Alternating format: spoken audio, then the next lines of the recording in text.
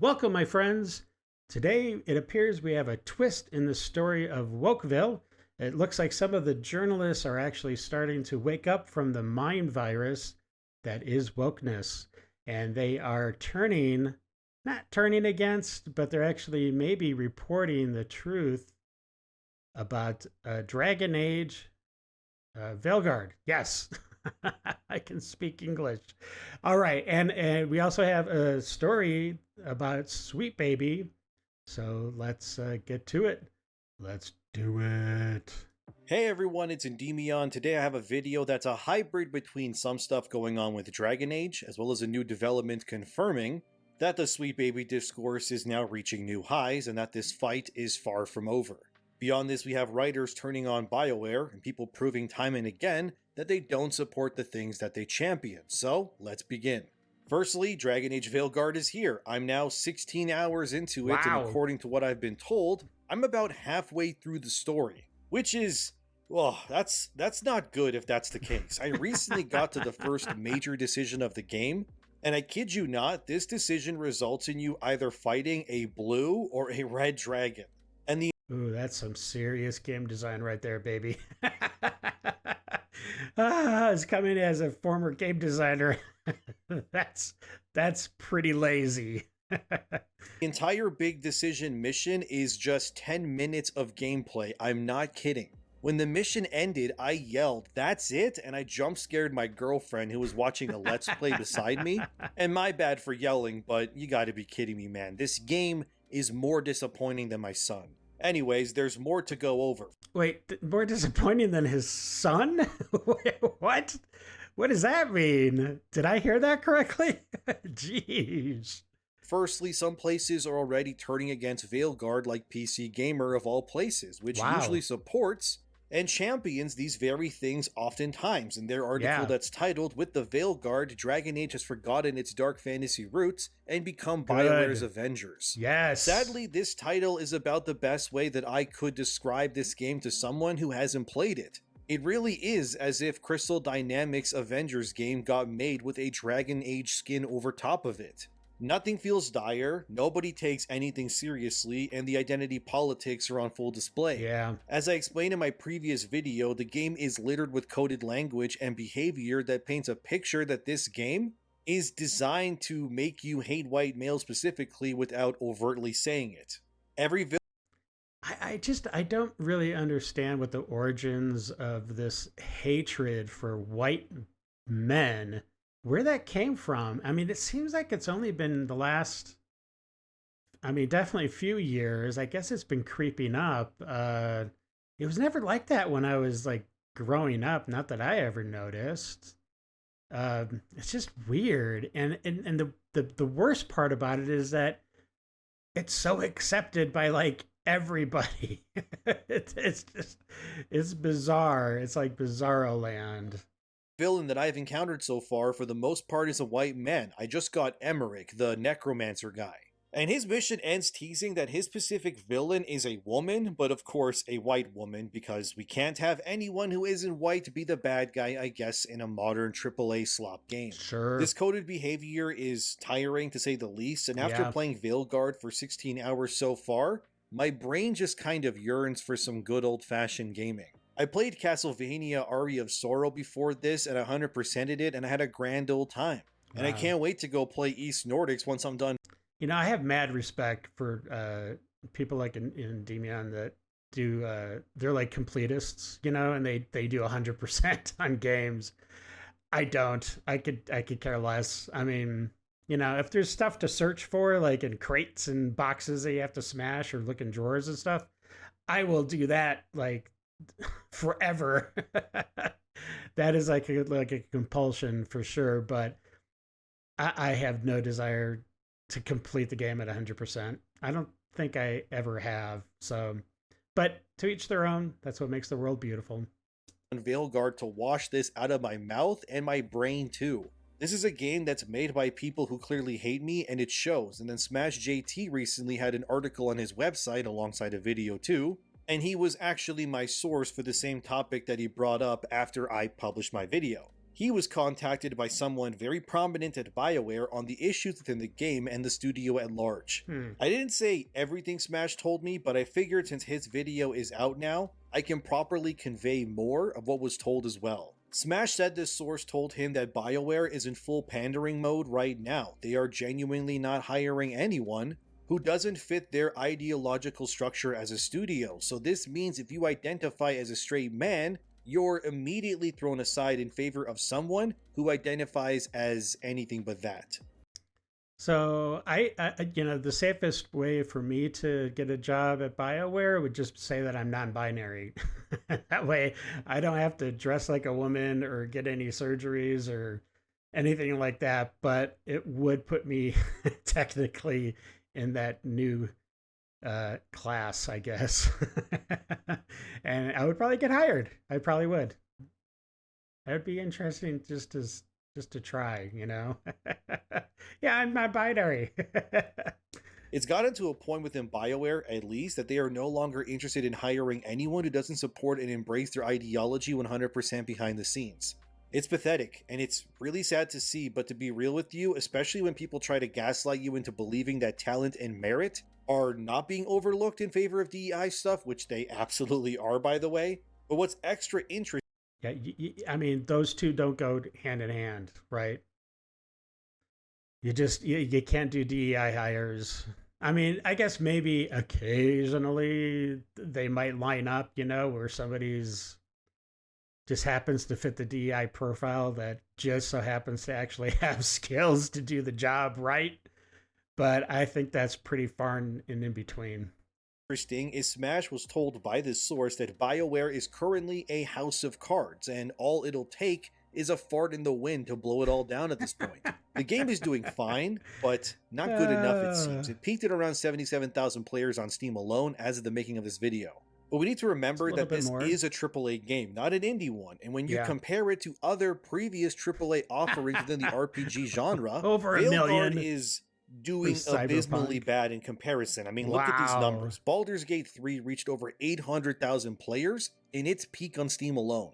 That's well over 8 times what Veilguard has achieved in a similar time frame. Even Dragon's Dogma 2. That peaked at over 200,000 players, and we need to realize that AAA games need to sell in the millions in order to justify their own existence. Couple this with the stark reality that Veilguard took BioWare close to 10 years to realize and make means this game easily needs to sell in the millions if it's going to be profitable. It is still too early to say if Veilguard will close BioWare, but if I had to guess, the game will do just well enough to maybe justify EA in allocating resources for one final push with the next Mass Effect. But if this... I don't think BioWare is going to go down with this game.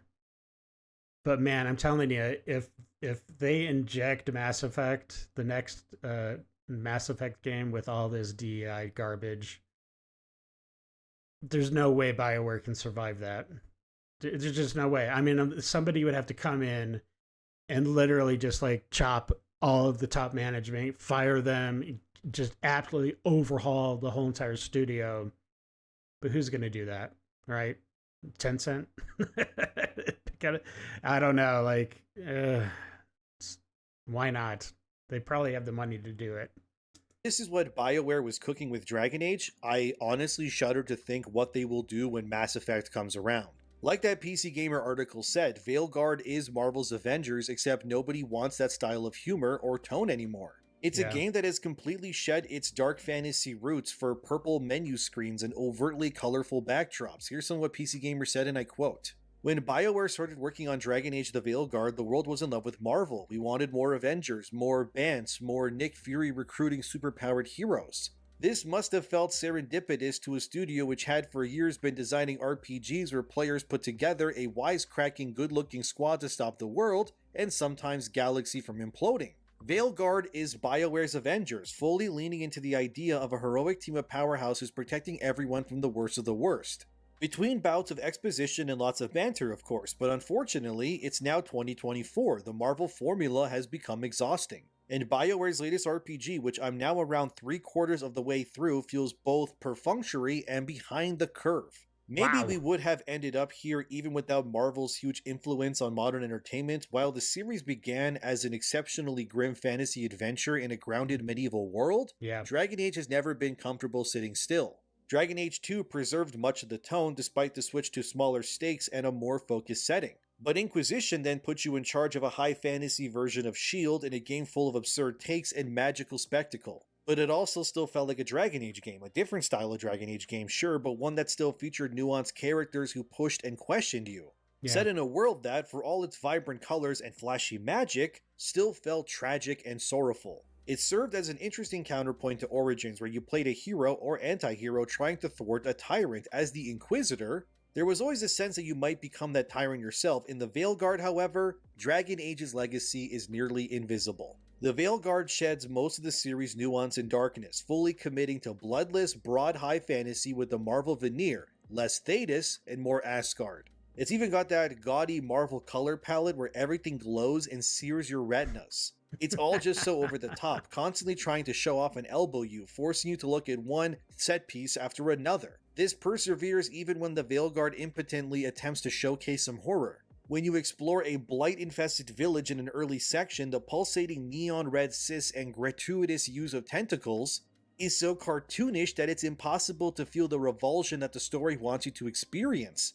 The blight is ultimately left to just become a momentary obstacle, blocking paths until you destroy a bunch of connected nodes. It's just a mechanical nuisance that rears its head countless times throughout the game. The Veilguard even takes Marvel's sci-fi tinged approach to fantasy. Balara, your elven archer, swans around with the Wow. massive golden gauntlet that splices magic and tech, is a talented engineer, and is part of a mostly elvish organization which studies and perseveres ancient arcane technology. Even their name, the Veil Jumpers, feels like something drawn from a sci-fi comic, where previous games presented the elves as a race brought down by human colonialism, pushed to the fringes, and constantly struggling with racism.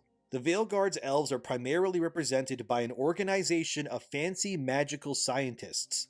Each companion can be effectively described with a couple of keywords. Okay, maybe I'm being unfair here, I could say the same about a lot of other Bioware companions. Liara, the naive scientist, Isabella, the horny pirate, Morrigan, the abrasive witch, but the problem with the Veilguard is that the keywords are both the start and end of most of these characters, like so much of the game's cast. From its villainous gods to its staid faction representatives, the companions rarely deviate from their broad archetypes. The Wow. Veilguard's cast largely just tells you their whole deal from the outset. Lucanus is literally an abomination, something that you might expect him to want to keep secret from his new friends. But you discover his nature before he utters a single word. He's an open book, and while his nature causes a wee bit of tension, it's mostly short-lived and extremely polite. Balara, meanwhile, spends maybe 10 seconds pretending that her backstory is too sad to talk about, before giving an entire monologue about her tragic past, why she does what she does, and what's motivating her to help you on your quest. Inquisition was already going in this direction. You're always being nudged towards heroism, but the Veilguard completely ties your hands for most of the game. And the lack of proper role-playing is so much more noticeable due to the other RPGs that have appeared in the interim. Pillars of Eternity, Tyranny, Pathfinder, Rogue Trader, Disco Elysium, Divinity Original Sin, Baldur's Gate 3, The Witcher 3, Cyberpunk 2077.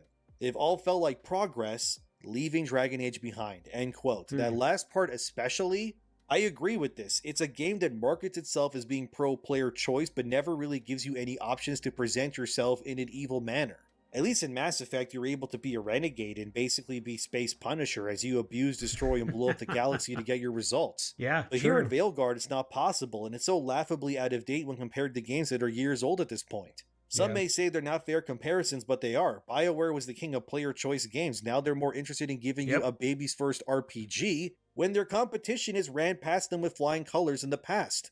Like, Baldur's Gate 3 completely destroys Dragon Age Veilguard in every single way that there's no contest there to be had. Objectively speaking, Veilguard has less choice, in its entirety so far that I have played, than Baldur's Gate 3's world has had in the first 5 hours of that game that you play.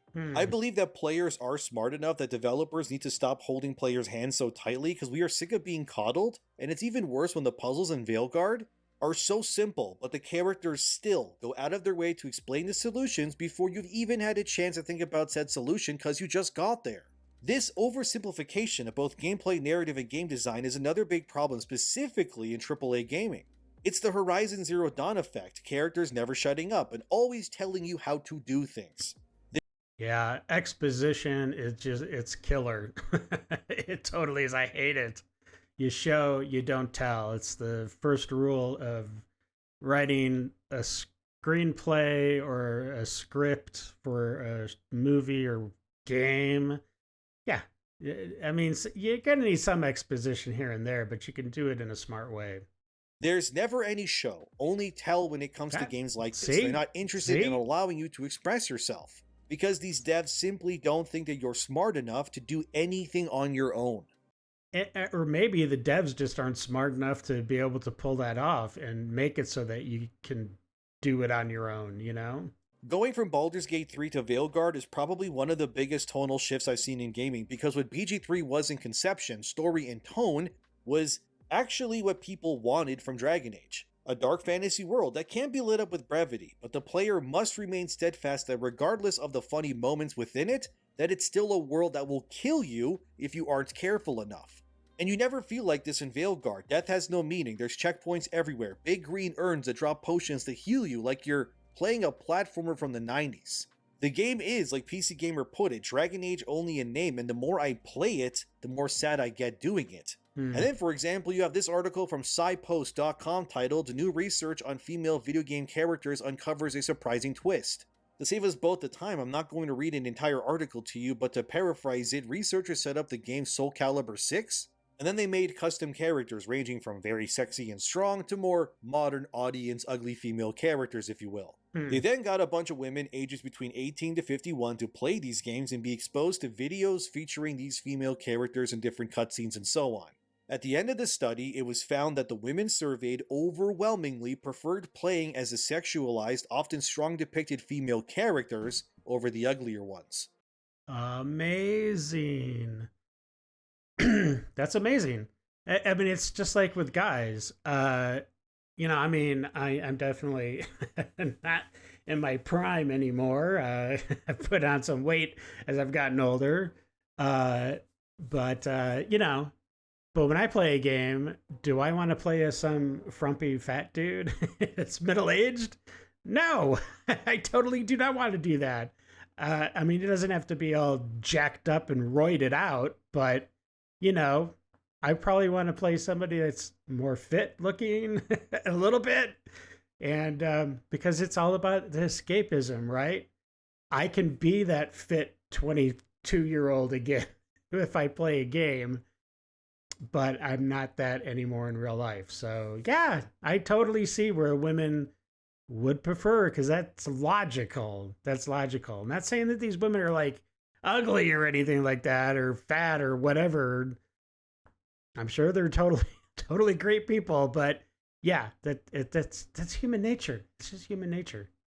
The study concluded that despite women saying they don't like how women are sexualized in media, that ultimately they prefer those character archetypes over the more prudish, ugly, and less feminine depictions of women in media today. Too long didn't read version, even women want to play as sexy women over the slop that AAA is pushing these days. Yes. Veilguard, again, does away with curves and instead gives you plenty of female characters that all have very small bust sizes and negative sized butts. But in BioWare's case, which is not, that's not a bad thing. To each their own, but I understand what he's saying here. Truly believe that Veilguard is the sort of female representation that people want, but this is what they've put in the game instead, so please watch. Everything all right? We're fine. Just trading fashion tips. So what I wear is a problem for you? It's not. It's just... why dress like that? Are you trying to make your mother happy? Tosh, what's going on? Something is clearly bothering you. My bet's on mothers and dresses. It's just something my mother said the other day. I act more like a man than a woman. And you feel like you should wear dresses to make her happy? No.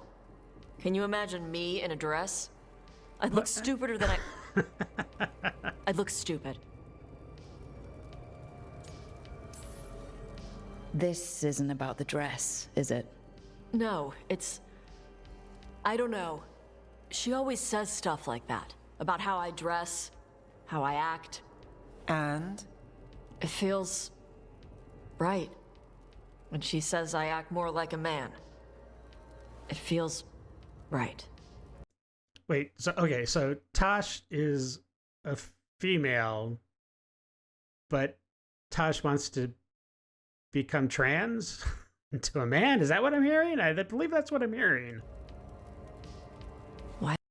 Which I believe would go against everything in her culture. If she decided to go this route, she would be completely like admonished publicly for doing something like this. Okay, whatever. Why does it feel right? Tosh, Why are we even having this conversation in a game? That's so stupid. Ay. do you like being a woman? Nobody likes being a woman. What? Nobody likes being a woman? What? Oh my gosh. Ah, This is stupid. Forget I said anything.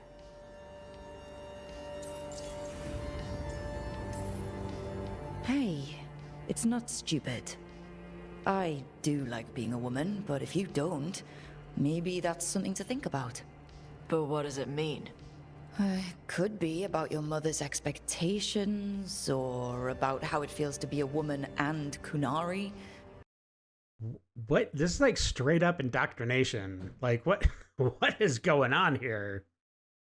Or maybe it's being a woman, period. How would knowing that help? It won't change anything. some of my friends in Minrathous talk about not feeling comfortable in their own skin. As a man, as a woman. I could see if they'd like to talk. Maybe what they say fits how you're feeling. Yeah. Okay. And thanks. You do look really pretty. Oh? To look at. I'd smudge your makeup. Thanks for letting me down gently. Well, Oh my gosh, how cringe was that? How many times do we have to go through that kind of a scenario in this game? I can't play this game. I mean, I technically have a gaming channel, but oh my gosh, I can't do this. I can't put myself through this. I can't do it. I'm sorry. Sorry. isn't that some amazing modern dialogue in your fantasy world? Hey, unreal man that this got past QA testing. And even besides the whole indoctrination thing here that they're pushing the agenda, that is horrible writing. Okay, that's just bad dialogue. You've seen likely videos showing how even if you maximize the bust size in Veilguard, the women you can make have even smaller boobs than the average man does. It's all done deliberately to pander these character creators to the trans crowd. There is no point in denying it at this point. Because if a character is too feminine or too masculine, it will alienate the trans crowd, but all it ends up doing is making nobody feel seen 100%, instead giving everyone halfway representation, and then everybody leaves unsatisfied. The men aren't jacked or manly enough, the women look like male-bodied with longer eyelashes, and it just all kinda sucks. It's pathetic that we've gone from Morrigan in Origins to the Morrigan in Veilguard, who also, unsurprisingly, had her boobs stolen between games too, it seems. I'm tired, dear viewer. I'm tired of political activism ruining everything I love because people are babies and want to be catered to. What's also just stupid is that the same kinds of people who always project that they want these games to do well, to own the chud so to speak, never actually buy these things either. We saw it with Dustborn, Suicide Squad, hell, Concord is dead, and that studio has now shut down last week for good. And even when it comes to Veilguard, the typical industry types still can't find the will to open their wallets and click buy on Steam or wherever else they play. Take Khalif Adams here, who works in the industry. Don't harass this person, but here's what he said on Twitter. How is Dragon Age on PC? I want to try it, but I need a code. This tweet is more frustrating to read than anything else, because why are you such a stalwart defender of agenda, yet you openly admit that you didn't even buy Veilguard either? Right. And instead, the only way you want to play it is that if you were given the game for free. I called Khalif out. I mean, he is a games industry person, and he said this in response. By the way, the game plays really well on PC, really well optimized, looks fantastic on a widescreen monitor. Are you playing it too? What are your thoughts? I know you've been making a ton of content around it, so it's possible that Khalif got his code. But again, this is what I'm saying. I don't mind if Khalif supports Dragon Age or any other game. That's his right as a consumer to do so. Exactly. But come on, man, let's be real here. You can't be saying things in the industry are bad or that the games you want to succeed aren't succeeding if you're not willing to ever buy any of these games yourself. It just doesn't make any sense to me. Maybe because despite doing YouTube and all of this, I still support games and I buy them with my own money. I don't even pirate movies or TV ever. Like, genuinely, I don't do that at all because I know how important it is to support the things that you love. It's like voting, you know? If the person you don't like gets voted into power, but you never took the agency or time to go vote yourself, then... And speaking of voting, we are literally in 2 days. It is time for the big vote. So just get out there and vote. I don't care if it's a Democrat, Republic, or whatever. Just get out there and do your duty as a citizen of this country and vote. All right, let's get back to it. And you have no basis to complain about the outcome, in my opinion. And it's the same thing with products. You can't yell at people for this game or that failing. If you are also never supporting these things to begin with, maybe I'm crazy. But I just think you should support the things that you love or you champion. And then when you're begging for free codes, that doesn't help your case either way. I should also probably dispel some other disingenuous stories while I'm at it too. So firstly, I saw a picture circling on Twitter where someone was claiming that Veilguard had over 200,000 refund requests on Steam. This is not true, and it is very disingenuous. That number is refund requests for Steam as a platform. So we're talking all games available on Steam have a combined total refund amount right now of 200,000 plus. Could some of that be Veilguard? Yes. It could also be Black Ops 6 or any other game being lumped into that sum too. But please don't go spreading rumors like this because it does nothing but hurt your credibility in the long run. Veilguard is not getting refunded akin to 3 or 4 times its entire concurrent player count on Steam. If it was, that's a big story, but no, it isn't. Secondly, I saw many websites running this story that Veilguard is Bioware's most successful and biggest launch on Steam ever, which people, of course, use this as ammo to say, look, it's doing well, suck it, chuds. But again, it's also disingenuous, because Bioware hasn't had a game launch day one on release on Steam ever besides Veilguard. Anthem launched on EA Origin. Mass Effect was the same way too. I guess you could argue Mass Effect Legendary Edition, but those are remasters of a decade-old series at this point coming to Steam, so not really the same. But as for an actual new game by Bioware day one, yes, Veilguard is their biggest because it's their one and only release that has come out day one on Steam. And like I said in my previous video, Inquisition on Steam is not a fair comparison either. That game came out in 2014, but didn't hit Steam until 2020. 6 years removed from your hype cycle is not a fair comparison to day one hype releases. I think we can all agree on that. But like I said, I'm being fair here, and I want to properly archive all of this on the channel so that the disinformation is controlled and not allowed to run rampant. So if anyone tells you that Veilguard is Bioware's biggest launch on Steam, would you kindly roundhouse kick them in the neck with actual facts on my behalf? Thank you very much. Alright, enough about Dragon Ball Veilguard. I mean, goddammit. I mean, Dragon Age. Can you tell I'm tired? I'm keeping that in the video. I don't care. Anyway, before we move on from Dragon Age in this video, let's just subject you guys to some more mental anguish, shall we? So please watch this too. Thank you. Oh gosh. So, I'm non-binary. What? He just sits down at the table and she's like, I'm non-binary. Oh my gosh. Yeah, thank you for the laugh track. Mean? It means I don't feel like a man or a woman. You know, actually, these scenes are a lot better with laugh tracks, which is horrible. Neither a man nor a woman, then what are you? Non-binary. I just said, and I'm going to use they instead of she from now on. This is because I have criticized your dress or your manners. It isn't.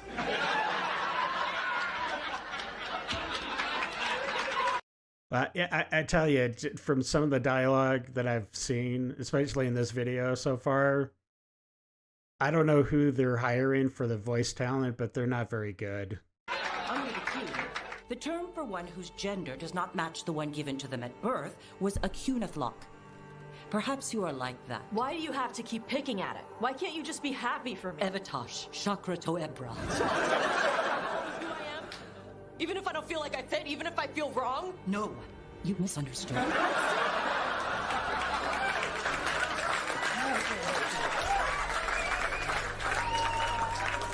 I will go.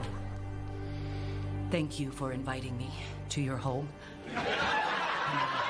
Okay, now let's look at Sweet Bing Bong Baby to finish this video up. So we all don't like the stinky baby. Not only because they smell bad, but because they tend to ruin everything they touch. Kind of like French people. That's a joke, by the way. Sort of like the French in warfare. Anyway, Sweet Baby is teaming up with another company to spread their nasty across the wider net. This is from that Park Place. Sweet Baby Inc. partners with the Powell Group to push its woke agenda. Master of the TDS over at his Gothic Therapy channel exposed this in their latest video. I'll link that video in the description if you want to watch it if you'd like to. Anyway, the gist here is that Sweet Baby is teaming up with the Powell Group, no, not that Powell, to bring sensitivity training and pandering nonsense to every facet of development going forward. The Powell Group said in a statement via LinkedIn, "We believe you need diverse voices to solve diverse problems. Together with our partners at Sweet Baby..." There are no diverse problems. The problems are made by you guys, and then you try to solve it.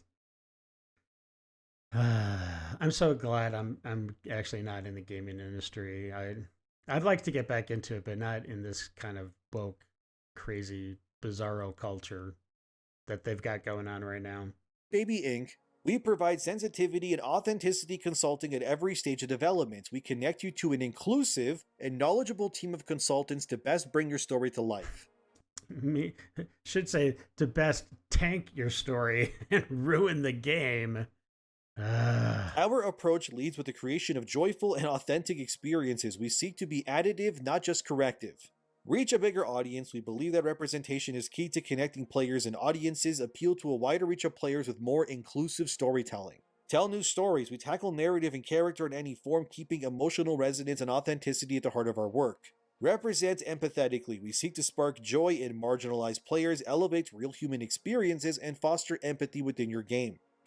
You don't want empathy in your game. Come on, it's all about being able to escape for a few hours playing or whatever.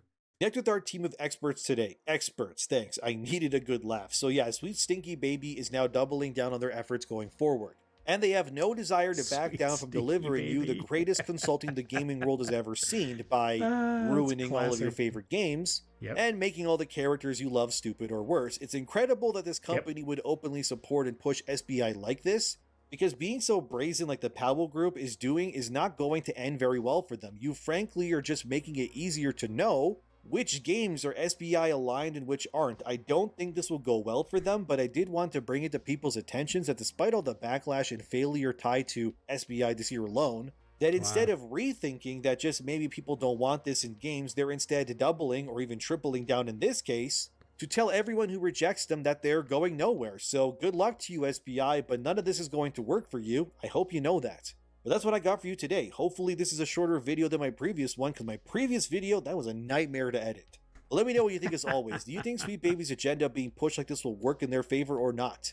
Do you want more current day in games, or do these things make you reject games that do this sort of stuff on principle alone? What about gaming industry people not supporting the games they claim to champion? Let me know in the comments. Okay, I'm done. Thank you for watching. Subscribe, have a wonderful day. Thanks to my supporters, and I'll see you in the next one. And now, I go back to Dragon Age, and the next quest I have, I gotta get the non-binary Kunari. I can't speak anymore. Whatever. I'll see you guys in the next one.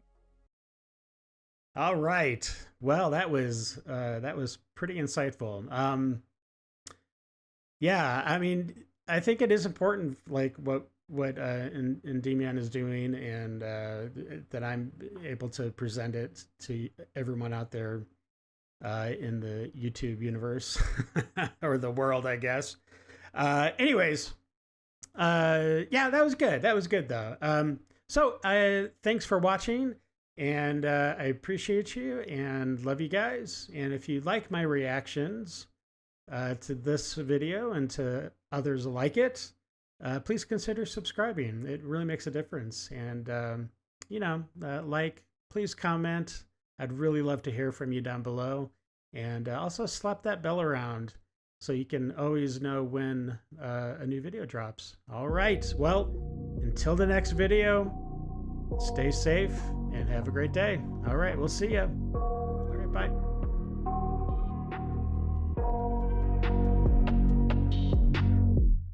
I got nightmares in my head, I fear that the thoughts build up until I can't hear.